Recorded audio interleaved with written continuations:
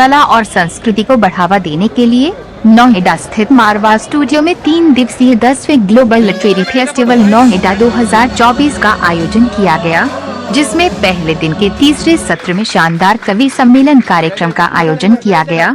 द्वीप प्रज्वलन के साथ कार्यक्रम की शुरुआत की गई। कवि सम्मेलन में यहाँ पर आता रहा हूँ, पिछले 5 साल पहले भी आया था और बहुत आनंद है, क्योंकि युवा होते हैं ना, तो कविता युवा को सुनाने में एक आनंद आता है। और यहाँ तो मुझे बहुत लगता ही है कि यहाँ पर सुना, लेकिन आज क्या हुआ कि हम लोग पास समय नहीं था, जितना समय होना चाहिए था तो वो नहीं हो पाया। लेकिन खैर वो थोड़ा सा भी, अगर आप बरसात का समय है, खेत में थोड़ा अंकुर बीज बो देते हैं, बाद में जाकर के वो खेत में फैलता है, तो कविता फैलेगी। आज चूंकि चर्चा हो रही थी भाषा के संदर्भ में भी, तो मैं एक बताना चाहूँगा कि 14 सितंबर जो हम लोग का है, तो सब कुछ जानते ही हैं उस चीज़ को कि राजभाषा दिवस के रूप में क्यों मनाया जाता है। इस एक चीज़ जो मैं जोड़ना चाहता हूँ इसमें, कि अभी जो है वर्तमान सरकार के जो गृह मंत्री हैं, उन्होंने 14 सितंबर को ही अपना महासम्मेलन राजभाषा का करना शुरू कर दिया है।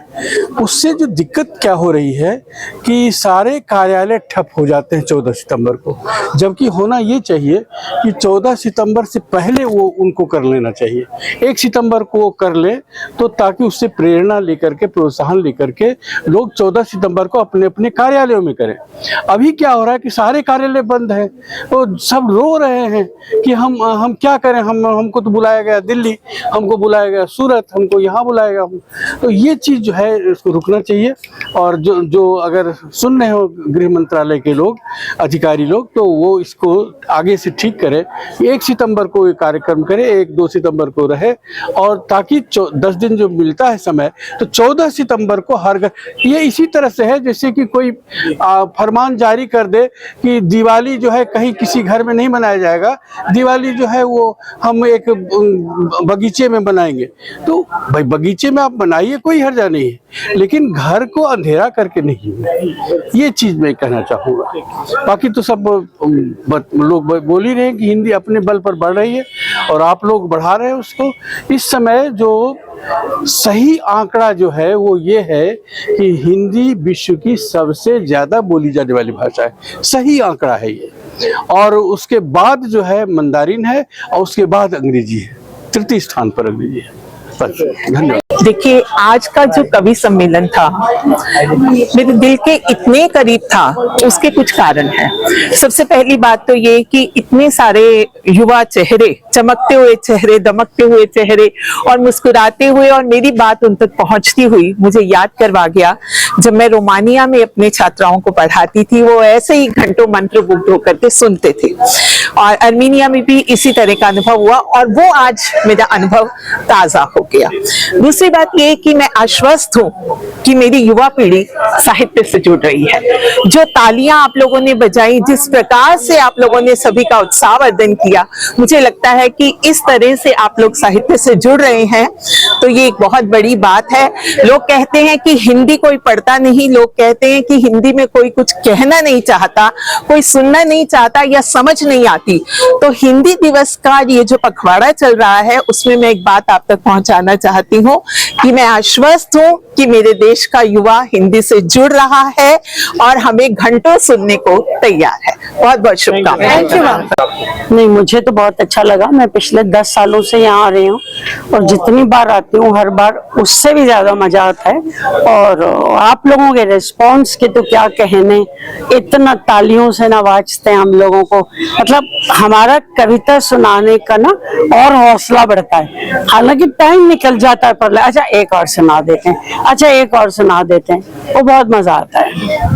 10वें ग्लोबल लिटरेरी फेस्टिवल में आके बहुत अच्छा लगा। पिछले साल भी मैं आया था, और ये नोएडा जैसे जंगल के जो सीमेंट का जंगल है, नोएडा को सीमेंट का जंगल बोलते हैं, उसमें साहित्यिक गंगा बहाना ये मारवा स्टूडियो और AFT का बहुत बड़ा कमाल है।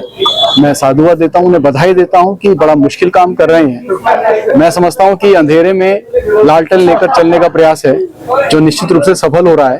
इससे जितने स्थापित कवि हैं वो तो सबके सामने आते ही हैं, लेकिन नवोदित कवियों को भी जो प्लेटफॉर्म दे रहे हैं आप लोग, ये वास्तव में संदीप मारवा साहब और सुशील भारती जी बहुत बहुत बधाई के पात्र हैं।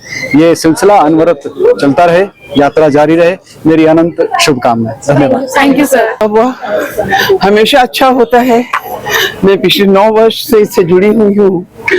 कवि सम्मेलन की संयोजिका में ही रहती हूँ।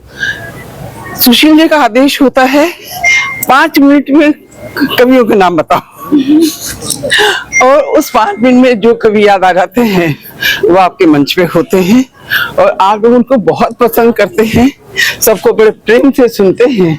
इसलिए इवेंट अच्छा होता है, क्योंकि जो भी कार्य किया जाए वो निश्चल मन से किया जाए, निस्वार्थ होकर किया जाए। जिस कार्य में स्वार्थ आ जाता है उस कार्य में सफलता नहीं मिलती। जब हम निस्वार्थ होकर कार्य करते हैं तो हम सफल होते हैं। ये सब वो कवि हैं जो बहुत गहरे तक बैठे हुए हैं, बहुत गहराई से सोचते हैं, बहुत अच्छा लिखते हैं। पर आजकल जैसे हर जगह राजनीति है, साहित्य में भी राजनीति आ गई है। बहुत से ऐसे कवि जिनको बड़े मंच नहीं मिलते, वो इस मंच पे आके बहुत बड़ी बड़ी जगह जाते हैं। ये मंच उनको आगे बढ़ाने में प्रेरणा देता है और बहुत सुंदर मंच है। ग्लोबल लिटरेरी फेस्टिवल और आगे जाए, हमेशा इसी तरह चलता रहे, आप लोगों का सहयोग मिलता रहे, क्योंकि विद्यार्थियों का सहयोग मिलना बहुत जरूरी है। जब विद्यार्थी वक्त जुड़ जाता है तो उसके जो कवि होता है ना, उसको भी सुनाने में आनंद बहुत आता है। तो वो आनंद की अनुभूति, एक सुख होता है, एक आनंद होता है। सुख बाहरी चीजों का होता है और आनंद आत्मिक होता है, हृदय से होता है। तो साहित्य आत्मा से जुड़ा हुआ होता है, इसलिए वो हमें सुख आनंद देता है। और आनंद जो है ब्रह्मानंद सहोदर कहा जाता है। जैसे ईश्वर को प्राप्ति का आनंद होता है, ऐसे साहित्य को सुनने का आनंद होता है। तो मैं आप सबको बहुत साधुवाद देती हूँ कि आप लोगों ने बड़े प्रेम पूर्वक सुना, सभी कवियों को सुना और बहुत आनंद से डूब गए आनंद के सागर में, और ये आनंद का सागर ऐसे ही बहता रहे। Thank you.